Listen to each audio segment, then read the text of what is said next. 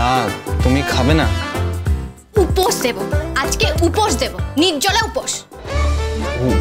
উপোস মানে ফাস্টিং? হ্যাঁ, ফাস্টিং। বাহ বাহ, সবকিছু ইংরেজিতে বলে দিতাম, বাংলা মায়ের অ্যাংলো ছেলে। শোনো, কি? এক মিনিট। আরে কি হলো, কোথায় যাচ্ছেন? বললাম তো 1 মিনিট দাঁড়াতে।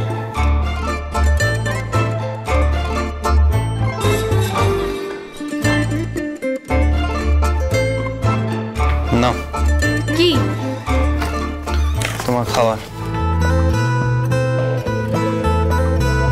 পাতা উল্টে দেখো, একটা গল্প লেখা, একটু জানা কাহিনী, কিছু কিছু অজানা। মানে আমার খাবার? হ্যাঁ। কোত্থেকে নিয়ে এলেন আপনি? রেস্টুরেন্ট থেকে।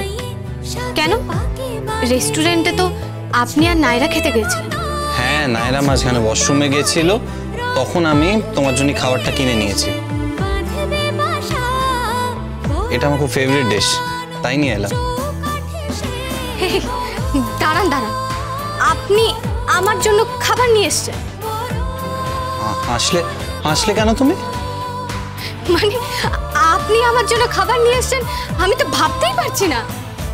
কেন কেন কেন ভাবতে পারছো না কেন? দুবেলা তো আমায় গেলাচ্ছ, সেই নিম বেগুন থেকে গেলানো চালু করেছো, তারপর আম, দুধ, চিড়ে, কলা, তারপর বাতাসা, তারপরে মুরকি, তারপর মুরকি না, মুরকি, মুড়ি মুরকি। হ্যাঁ, ওই মুড়ি মুরকি। তারপর তুমি সেদিনকে আমাকে মালপোয়া খাওয়ালে, সর্ষে পাবদা খাওয়ালে।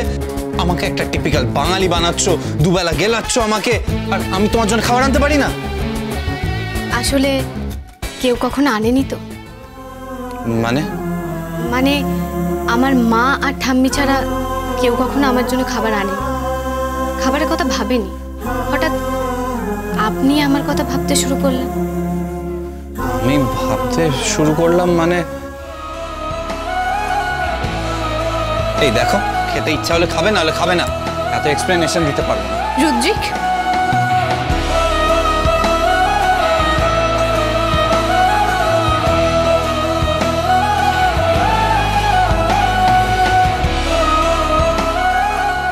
খাবে না তুমি? না, লুকিয়ে আনা খাবার আমি খাবো। যেদিন নায়রার সামনে খাবার নিয়ে আসতে পারবে সেদিন দেব, সেদিন আমি খাবো। আমার সেলফ রেসপেক্ট আছে।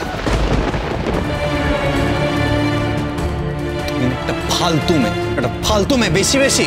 ওই তো থাকো একটা ভাঙা বাড়িতে, ওই তো একটা চৌবাচ্চাওয়ালা বাথরুম, সব ছোট ছোট ঘর, তার মধ্যে এসি নেই, হলুদ আলো, তার মধ্যে আবার কি আছে, টিকটিকি আছে, মাকড়সার জাল আছে, এত ইগো কিসের? তো আমি যখন এত খারাপ স্ট্যান্ডার্ডের মেয়ে, তখন আমার জন্য খাবার নিয়ে এসছেন কেন? কেন নিয়ে এসছেন খাবার? বেশ করেছি এনেছি। তুমি খাবে কি খাবে না? খাবো না। তুমি সব সময় জিতে যাবে না? সব সময় জিতে যাবে? আমার সব সময় মেজাজ দেখাবে? হ্যাঁ দেখাবো। কি করবেন কি? হ্যাঁ কি করবো? এই বসো এখানে। আপনি গায়ে হাত দিচ্ছেন, এত বড় স্পর্ধা। হ্যাঁ দিচ্ছি, বেশ করছি। খাবে না? এইসব কি হচ্ছে কি? হ্যাঁ এইসব কি হচ্ছে কি? অনেকবার তুমি খাইয়েছো, আজ আমার পালা।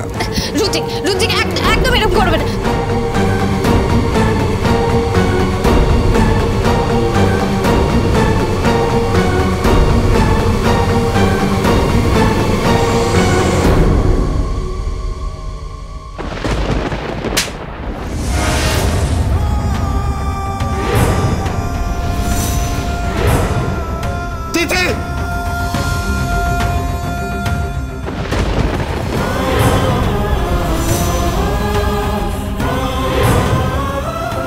আমাকে ছোবেন না, বলেছিলাম না?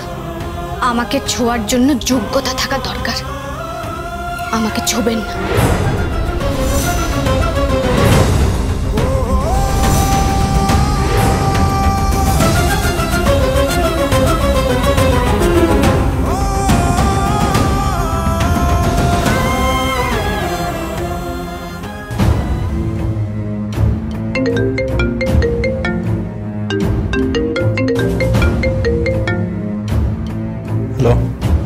হ্যালো, আপনি কে বলছেন? আপনি কে? আমি রাজ। তিথির সাথে আমার বিয়ে হওয়ার কথা ছিল। আচ্ছা আপনি কে বলছেন বলুন তো? ও আপনি কি ওর কাকা হন? আচ্ছা আঙ্কেল আঙ্কেল আমি আঙ্কেল নই।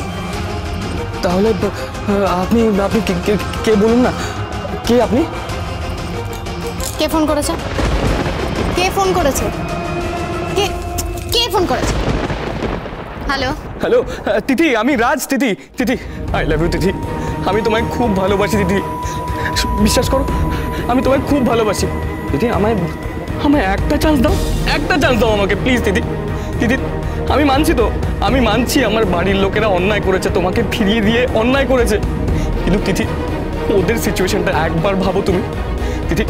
তিথি আমি তোমার কাছে ক্ষমা চাইছি please Tithi, please Tithi. Tithi forgive me please please Tithi, আমাকে তুমি এইভাবে ফিরিয়ে দিও না প্লিজ দিদি, প্লিজ দিদি, আমি তোমাকে খুব ভালোবাসি দিদি। আই লাভ ইউ দিদি, আই লাভ ইউ দিদি। দিদি দিদি আই লাভ ইউ দিদি। দিদি আমার বিয়ে হয়ে গেলে কি তুমি এই ছেলেটাকে বিয়ে করবে? তা নিয়ে তো আপনাকে মাথা ঘামাতে হবে না।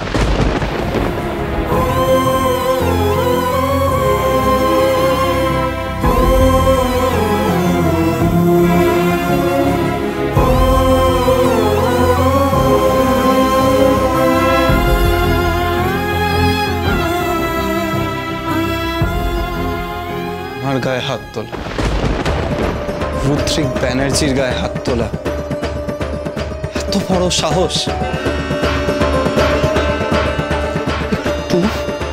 একটু খাবার খেতে দিলাম বলে দিন রাত আমায় দুবেলা চিটফটাং করে খাইয়ে যাচ্ছে একটা মহিলা কুস্তিগিরের মতো। আমি খাওয়াতে গেলাম বলে আমার থাপ্পড় মারলো। এর শোধ আমি তুলবো, এর শোধ আমি তুলবো।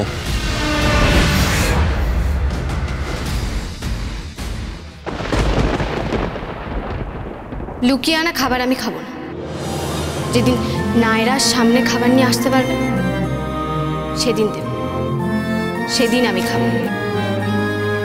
আমার সেলফ রেসপেক্ট আছে।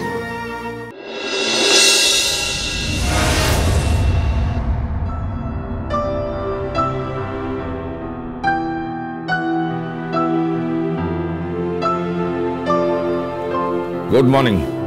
Good morning dad. তুই কি ফাইনাল ডিসিশন নিয়ে নিয়েছিস যে মন্দারকে আর কোম্পানিতে রাখবি না? Yes dad. আর সুপ্তিককেও তো শোকজ করেছিস।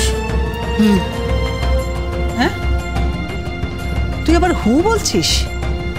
তাছাড়া কি বলবো মম? তুমি জানো ওরা কি কি করেছে? কি করেছে? কি করেছে? এত বছর ধরে আমাদের কোম্পানিতে ইনভলভড ওরা, কত কত টাকা সরানো হয়েছে তুমি জানো? যাই করে থাকো, মন্দার আমার বোনের বর, আমার ভাইয়ের মতো। আর সৌপ্তিক তো তোর ড্যাডের ভাই। ভাই তো ভাই বলে কি ওরা কোনো অন্যায় করলে সেগুলোর এগেনস্টে কোনো মানে স্টেপ আমরা নিতে পারবো না? বাট কি এমন অন্যায় করেছে সর্দিতা? বললাম তো তোমায়, কত কত টাকা কোম্পানি থেকে সরিয়েছে তুমি জানো? ওরা এত বছর ধরে আমাদের কোম্পানিতে ইনভলভ থেকেও ওরা আমাদের বাড়ির লোক। কে বলেছে ওরা টাকা সরিয়েছে? কে বলেছে? তিথি বলেছে।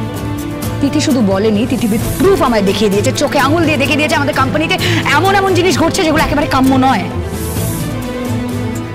তিথির কথা এত গুরুত্ব দিচ্ছ কেন সন্নিতা? সেটাই তো বুঝতে পারলাম না। তিথি কে?